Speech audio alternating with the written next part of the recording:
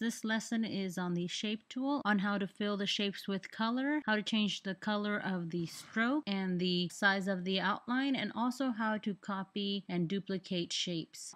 Okay. To start, we're going to go to the shape tool here. Usually it's by default at a rectangle. We're going to draw a freeform rectangle.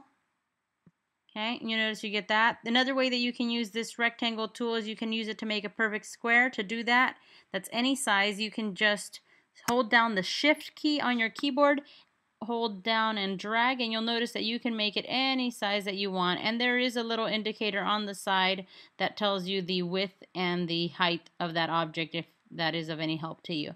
Okay, and then another way that you can use it is you can just click on it, and you can change the dimensions. If I ask you for a 2 by 2 inch square, you would do 2 by 2 and you would hit OK, and that gives you a perfect 2 by 2 inch square. Now another thing that you can do is you can go to the rectangle tool and you can scroll down and say the ellipse. And this works a similar way. You just hold it down and you can pull and drag and you can make an oval. If you hold down shift, you will make a perfect circle because it constrains the proportions, the height and width ratio. And if you just click once, you will get a perfect circle or a oval depending on the dimensions that you plug in. So here I'm going to say 4 by 8 ellipse, and you hit OK, and then it gives it to you. Okay, I'm just going to move these off a little bit off the page. Okay. Now, to change color, you can select an object. I'm just selecting them. You'll notice I'm toggling between my shape tool and my selection arrow. That's one of the things that's going to be probably difficult for you to remember, is that you have to change tools to be able to move them. Otherwise, if you just draw an object and you want to move it, you're just going to keep drawing objects over them. A lot of times we just forget to do that. So we're just going to have to remember to go to your selection tool to move things around and out of the way. Okay? Now, to change the color, you would want to select the object and you would go over here to the fill panel and you would select it, double click it, and you could either choose a color from within this range. The color that you're selecting shows up here, and you could either scroll around and find more of the color range that you're looking for. If you're looking for more of an orange, you'd come down here and then you could select. When you got what you want, you hit OK. To change the stroke of an object, you would select it. You could select this object. I'm going to go ahead and click this one. This is the stroke. When you scroll over, it'll say stroke. And that is basically the outline of an object. We double click that one. And similarly, you can just pick a color to change it to. I'm going to change it to this purple so that it pops off against the green of this rectangle. Okay. Now you'll notice you can't hardly see it only because it's so thin. Now I'm going to click on it. And you'll notice I said every tool has its options, such as the selection tool. Here I can go and change this stroke.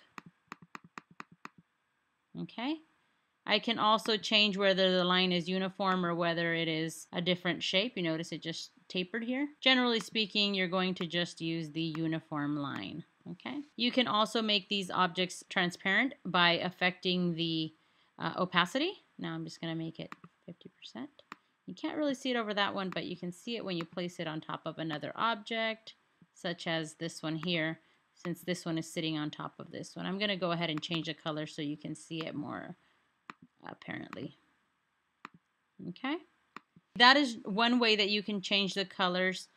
There are other ways to change the colors, and we're actually going to have a lesson on how to work with color later on. But you're going to find other palettes along the way, and if they change the color, they're fine. Okay, so another thing that I want to show you with the shapes is how to easily copy them and paste them.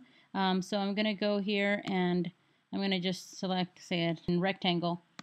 And I'm going to draw a shape, and I'm going to go to my arrow tool, and I can either go edit, copy, edit, paste, Command key and C on a Mac, Control and C on a PC. I'm going to do that. I just copied it, and then I'm going to do a Command V or a Control V, and you get the paste. Okay. And those hand commands, you can see what they are for copy, Control C, and Control V, or Command C, Command V. And another way you can do this, you have to select the object and hold down your Alt key, drag and pull away from it. Keep holding your Alt key or your Option key on a Mac, Alt on a PC, and release. Okay, and I'm going to do that again. I'm just going to, with the object selected, I'm going to hold down Option. I'm just going to drag. Okay, and if you hold down Shift as you drag, it'll constrain it so that it doesn't move to the sides very much. It'll kind of hold it and bring it straight down. Okay. Now if you want to do multiples of these, say that you want to copy this one and this one to put them over here, you can select one, hold down your Shift key, and click again. Your Shift key allows you to multiple select simultaneously. And now I'm over these are selected and I'm over on top of them. When I hold down the Option key, I get that double arrow that tells me I'm ready to copy, and I click, hold down and drag. I'm holding down my Shift key so that it doesn't jiggle on me too much around, and then I release. Okay. Don't release your Option and key until you've released your mouse. Okay, so this concludes your lesson on working with shapes, changing the fill color, changing the outline color and stroke, and also copying and pasting and duplicating shapes. If you have any questions, 808-343-9565 or iled@hawaii.edu.